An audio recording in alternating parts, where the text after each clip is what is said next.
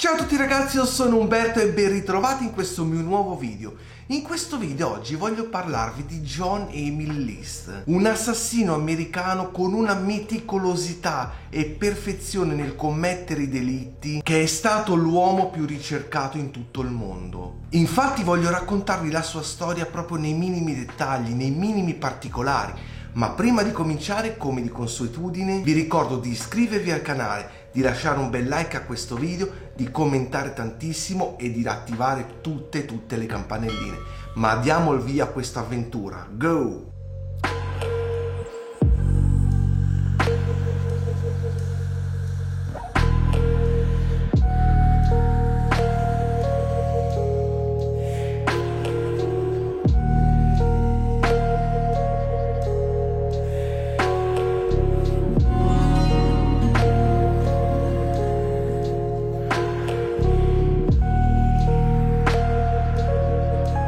Nato a Bay City, in Michigan, John List era l'unico figlio di genitori tedesco-americani, John Frederick List e Alma Barbara Florence List. Come suo padre, lui era un insegnante di scuola domenicale. John si diplomò alla Bay City Central High School nel 1943 e nello stesso anno si arruolò nell'esercito americano e prestò servizio come tecnico di laboratorio durante la Seconda Guerra Mondiale. Dopo che fu congedato nel 1946, si iscrisse all'Università del Michigan ad Ann Arbor, dove conseguì la laurea in amministrazione aziendale e un master in contabilità e fu nominato tenente dal Roth. Nel novembre del 1950, mentre la guerra in Corea si intensificava, List fu richiamato al servizio militare attivo. A Fort Eustis, in Virginia, incontrò Helen Morris Taylor, una vedova di un ufficiale di fanteria rimasto ucciso appunto durante la guerra, che viveva proprio vicino a John con sua figlia Brenda. John ed Helen iniziarono a frequentarsi, a stare insieme, fino a che a un certo punto un bel giorno decisero di sposarsi. Le loro nozze avvennero il 1° dicembre del 1951 a Baltimora, nel Maryland, e la sua famiglia si trasferì nella California settentrionale. L'esercito, riconoscendo le notevoli capacità di John List in contabilità, lo riassegnò alla Finance Corps. Dopo aver completato il suo secondo tour nel 1952, iniziò a lavorare per uno studio contabile a Detroit e successivamente come supervisore contabile presso una società di carta a Kalamazoo, dove appunto cominciarono a nascere i loro 3 figli. Nel 1959 John era diventato supervisore generale del dipartimento contabilità dell'azienda, ma Helen, purtroppo un'alcolizzata, era diventata sempre più instabile a causa della sua sifilide, che aveva contratto proprio dal suo primo marito. Ma John non lo sapeva ancora, perché non gli aveva mai detto nulla prima del matrimonio. Nel 1960 sua figlia Brenda si sposò anche lei e lasciò la famiglia, e List, approfittando di questo, si trasferì con tutta la sua famiglia per la seconda volta a Rochester, a New York, per accettare un lavoro alla Xerox. Anche lì alla fine divenne direttore dei servizi contabili. Ma nel 1965 John accettò un incarico addirittura come vicepresidente e controllore presso una banca a Jersey City, appunto nel New Jersey, dove si trasferì nuovamente con la moglie, i suoi figli e la madre di Helen, in una villa vittoriana di ben 19 stanze. Pensate raga quanto doveva essere bella questa villa. Ma andiamo avanti, perché il 9 novembre del 71 List assassinò l'intera famiglia utilizzando un'arma da fuoco del 1912 e un revolver Colt calibro 22 di suo padre. Ma sentite bene cosa ha fatto, perché mentre i suoi figli erano a scuola sparò alla moglie Helen di 47 anni proprio sulla nuca, immediatamente dopo alla madre Alma di 84 anni sopra l'occhio sinistro, e quando sua figlia Patricia di soli 16 anni tornò a casa insieme al fratello più piccolo di 13 anni, sparò anche a loro, sempre alla nuca. Come se nulla fosse, come se fosse tutto normale, John cominciò a prepararsi il pranzo e una volta terminato di mangiare si recò immediatamente in banca per chiudere i suoi conti e quelli della madre. E non è finita qui, raga, perché successivamente andò alla Westfield High School per vedere giocare a calcio suo figlio grande di 15 anni. Una volta terminata questa partita di calcio, John riaccompagnò a casa come tutte le volte suo figlio e giunti a casa gli sparò ripetutamente perché, appunto, come dimostrano le prove di un colpo mancato, suo figlio aveva cercato di difendersi in tutti i modi. Ma una volta terminato tutto questo lavoro, adagiò i corpi della moglie e dei figli su un sacco a pelo nella sala da ballo della villa, lasciando però il corpo della madre nel suo appartamento in soffitta. In una delle lettere di 5 pagine indirizzata al suo pastore, trovata sulla scrivania del suo studio, John affermò di aver visto troppo male nel mondo e di aver ucciso la sua famiglia per salvare proprio le loro anime. Quindi pulì meticolosamente tutte le scene del crimine, rimosse la sua foto, che era insieme ovviamente a tutte le fotografie di famiglia, sintonizzò la radio su una stazione religiosa e se ne andò.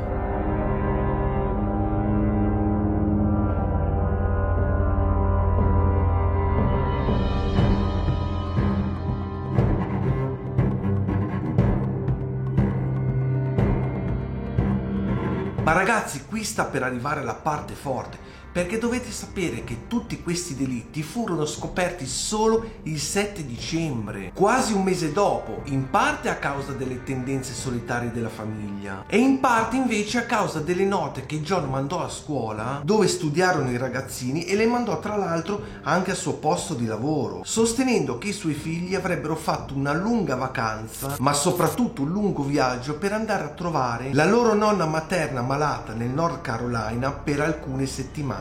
Per questo motivo ovviamente interruppe anche il suo lavoro attuale, che era praticamente consegnare giornali, latte e riviste. I vicini dopo qualche giorno iniziarono a sospettare di una cosa molto strana, perché videro le luci della casa di tutte le stanze completamente accese giorno e notte, senza alcun tipo di attività apparente all'interno dell'abitazione. Dopo che le lampadine però iniziarono a fulminarsi una dopo l'altra, i vicini, ovviamente insospettiti, chiamarono le forze dell'ordine e gli ufficiali, una volta riusciti ad entrare tramite una finestra aperta che conduceva nei sotterranei, scoprirono purtroppo tutti i corpi della famiglia.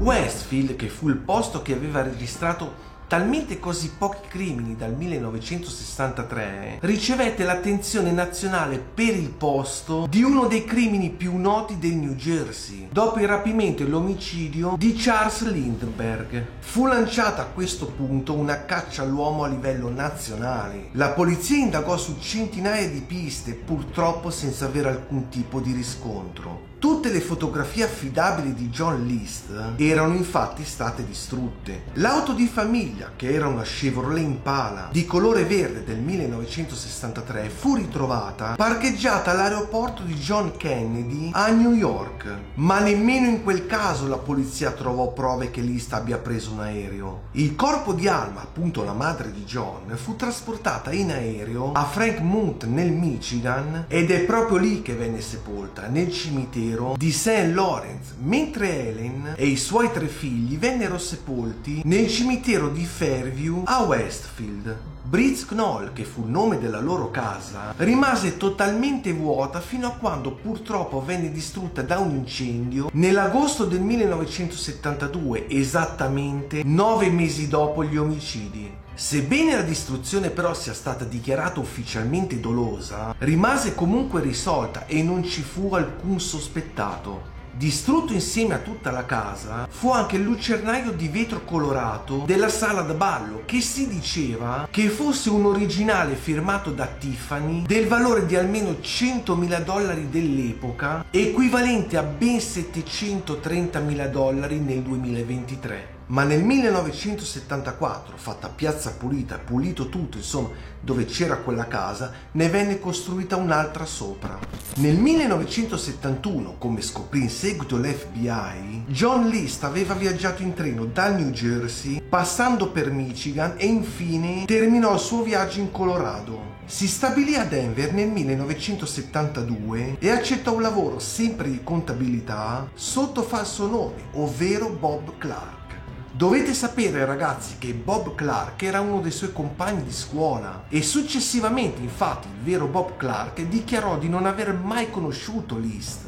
Comunque, torniamo al suo lavoro, raga, perché dal 1979 al 1986 fu un controllore presso un produttore di scatole di carta fuori da Denver. Durante il suo lavoro si unì ad un'organizzazione particolare di carpooling per i membri della chiesa senza mezzi di trasporto. A un ritrovo religioso incontrò un impiegato dell'esercito di nome Delores Miller, dove si sposarono successivamente nel 1985. Nel febbraio del 1988 la coppia si trasferì in una casa del quartiere Brandon Mill di Midlothian in Virginia. John List, usando ancora il nome di Bob, riprese a lavorare in un piccolo studio di contabilità. Ma raga, qua arriva un'altra chicca, perché dovete sapere che già nel 1972 John fu sospettato nel caso di pirateria aerea di B. Cooper e fu proprio nel momento della sua scomparsa, casualmente 2 settimane prima che un aereo venisse dirottato. Dalle molteplici corrispondenze con l'identikit del dirottatore e dal ragionamento secondo cui un fuggitivo accusato di omicidio di massa non aveva assolutamente niente da perdere, John, dopo la sua cattura, fu interrogato dagli investigatori dell'FBI, ma negò in ogni caso qualsiasi tipo di coinvolgimento con la Cooper. Mentre il suo nome è ancora occasionalmente menzionato da tutti i giornali e riviste, nessuna prova diretta lo implica e per questo motivo l'FBI non lo considerò più un sospettato. Ma andiamo avanti ancora nel maggio del 1989, perché la condanna a 17 anni, 6 mesi e 23 giorni fu raccontata dal programma televisivo della Fox America Most Wanted, subito durante il primo anno della sua comparsa in TV.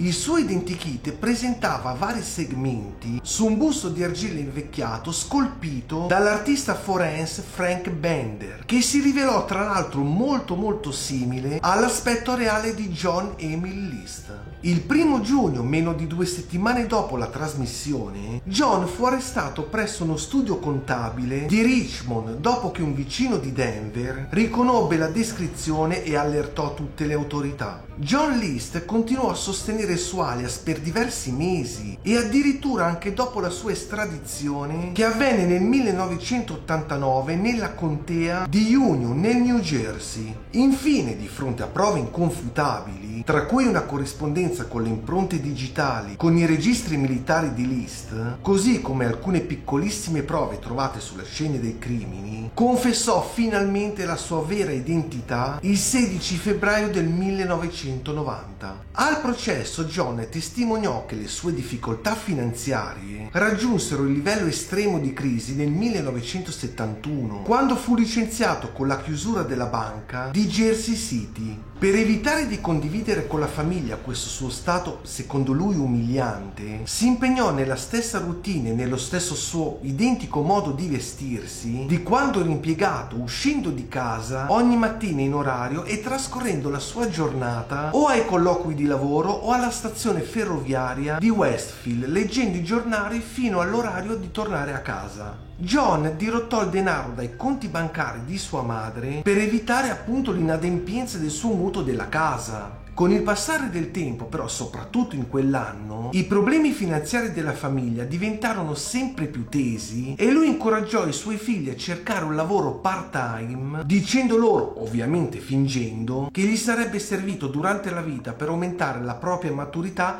e per prendersi anche delle responsabilità. Ma in realtà questo serviva per aiutare a mantenere la famiglia finanziariamente al collasso. Per giunta stava anche affrontando l'alcolismo della moglie e la sua sifilide mai curata, contratta, come vi avevo detto prima, dal suo primo marito e tenuta nascosta per ben 18 anni.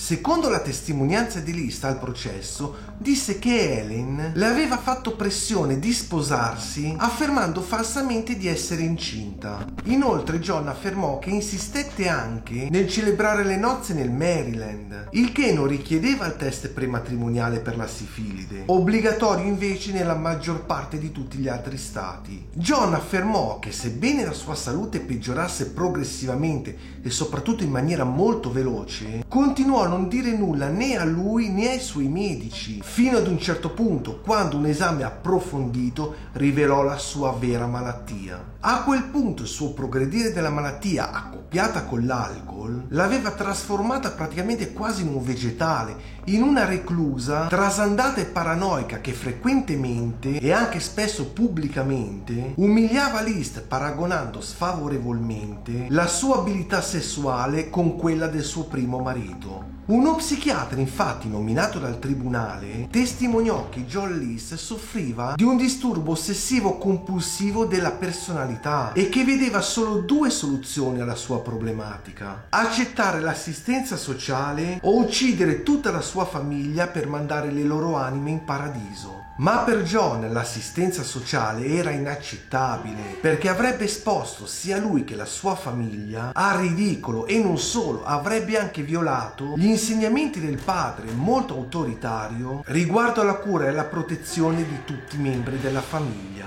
Il 12 aprile del 1990 John List fu dichiarato colpevole di 5 capi di imputazione per omicidio di primo grado. All'udienza di condanna però negò la responsabilità diretta delle sue azioni e disse queste parole: "Sento che a causa del mio stato mentale in quel momento non ero responsabile di ciò che era accaduto. Chiedo a tutti coloro che sono stati colpiti il loro perdono, comprensione e preghiera." Il giudice non fu affatto convinto e rispose in questo modo: "John Emil List è senza rimorsi e senza onore. Dopo ben 18 anni, 5 mesi e 22 giorni è giunto il momento che le voci di Helen, Alma, Patricia e Frederick risorgano dalla tomba." Impose così la pena massima consentita all'epoca, ovvero una condanna a 5 ergastoli da scontare consecutivamente. John però presentò ricorso contro le sue condanne, sostenendo che il suo giudizio era stato compromesso dal disturbo da stress post-traumatico dovuto al suo servizio militare. Ha anche per giunta sostenuto che la lettera che ha lasciato su una delle scene del crimine era una comunicazione riservata riferita al suo pastore, quindi inammissibile come prova. Ovviamente la Corte d'Appello respinse tutto questo e John Emil List alla fine espresse un certo grado di rimorso per i suoi crimini e si espresse in questo modo: "Vorrei non aver mai fatto quello che ho fatto. Mi sono pentito delle mie azioni e ho pregato per il perdono da allora." Quando gli fu chiesto invece perché non si fosse tolto la vita, lui rispose che pensava che il suicidio gli avrebbe impedito di andare in paradiso, dove sperava di riunirsi finalmente alla sua famiglia.